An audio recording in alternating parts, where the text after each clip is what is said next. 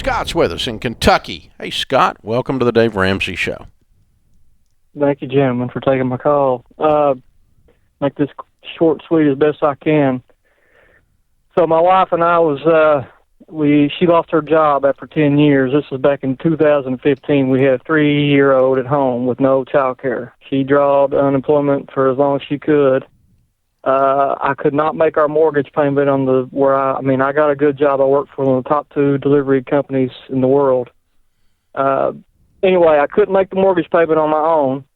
We had no child care options. So I said, well, and I've never liked debt. Neither one of us like it. We've always paid toward principals on vehicles, got out of debt early. So we sold our house, moved to rural eastern Kentucky, bought a place. We made good money on the house we sold because we invested every dime we had into it. So we cut our debt in half essentially.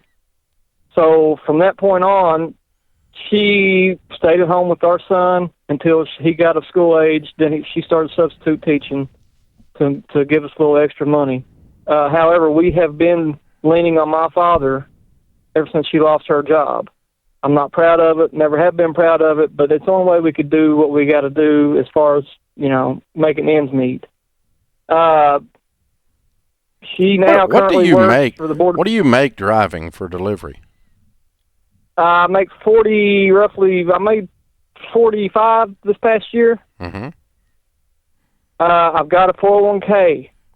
And living in rural Kentucky, you couldn't make it on 45? No. Why? We've got to do what? I'm sorry. Why? She was. I don't know how much exactly she made substituting. It was very little. It was monthly. But anyway, we had a $102,000 home in the place when she lost her job. Mm-hmm. We sold it. We made $50,000 on it. We bought another place for $100 and paid $50 down on it. We paid roughly $350 mortgage payment. We had to take out a home equity loan for heat and air conditioning. Certain things. It's an old house. I had to have the whole thing rewired and everything. Anyway, long story short, I make $2,000 a month. No, you don't. And $2,000 a month's $24,000 a year. I bring home $2,000 a month. Where's the other $2,000 going? I make $500 a week. You make $45,000 a year. That's $4,000 a month minus taxes is not $2,000. Insurance, 401k. So your father's giving you money to fund your 401k? No. I know, but you're not taking enough home to feed your family. Maybe my numbers are off, obviously. Yeah. Needless to say, long story short, the CARES Act has been invoked on my 401k. I have $125,000 in there. Mm-hmm. I have not contributed to that since she lost her job. She made more money than I did. Mm-hmm. We don't have boats. We don't have toys. Mm-hmm. We have a budget. What is your question? Well, my question is, we have lived paycheck to paycheck for the past 5 years. I got that. What's your question?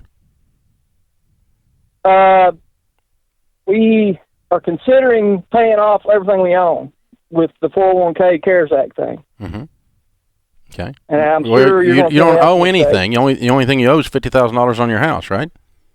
Well, with the heat and air and the things that I have to do, we owe $68 total on everything we own. Yeah. And you're going to pay you're going to clean your 401k out. You're going to have absolutely nothing after you pay the taxes. No. I'm not going to clean it all out. Yeah, you're going to have to get 68 net because you got to pay taxes. The CARES Act doesn't waive taxes. It waives the 10% penalty. And you're treating the symptom. The problem is that you don't have any idea what you make or where it's going. That's not the real problem. The real problem is you guys are going to have to get a handle on your money. It sounds to me like she's about to go back to teaching because you guys can't make it. And when you move out to the country to save money and you sell a $100,000 house and you buy a $100,000 house, I missed how you saved money on that. Plus, you bought a house then that you had to renovate. So you went backwards when you did this. So, no, I would not cash out your 401k because you're hiding from the issue. That's financial denial. You're trying to hide from the issue, and the issue is that you have no idea what you make, no idea where it's going, no idea because the numbers you're giving me are just completely screwed. They don't work. They don't add up. Okay?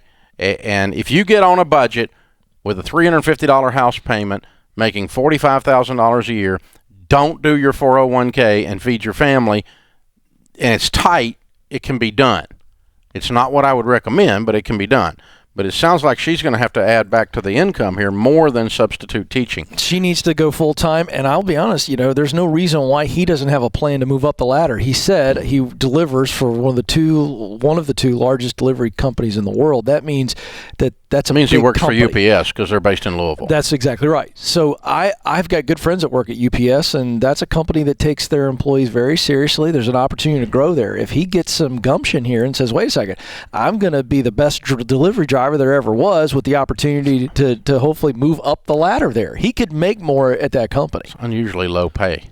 Yeah, but I'm saying he could move from unusually low pay for a UPS driver. Yeah, it is. That's what I didn't understand either. Yeah. I think they're in that 60 range is what I've experienced, but my point is he can move up the ladder there if he applies himself. That's got to be the issue. Budgeting and increasing the income. Absolutely. No reason he should be taking money from dad. I would not dad. cash out your 401k. You're just hiding from the other issues when you do that, and you're getting ready to give the government $1 out of every 3 you pull out of there. That's what people don't understand, Dave. You get this question all the time. You're going to get taxed heavily. You don't get the money dollar for dollar, not even close, in what's in the account. Yeah, the CARES Act does waive the 10%, but that doesn't mean you need to cash it out and give the government $1 out of 3 in order to treat this. So here's what you need to do, dude. You and your wife need to go to Financial Peace University. I'm going to pay for it for free. Doesn't cost you a thing, because I've been where you are, where I didn't know what was going on. And you're going to have to get a handle on what's going on. You're getting killed by not knowing where all this money's going and making these decisions in a vacuum. So hold on. I'm going to have Madison pick up. We're going to get you signed up for that. We'll help you get your arms around this. Please don't cash out your 401k.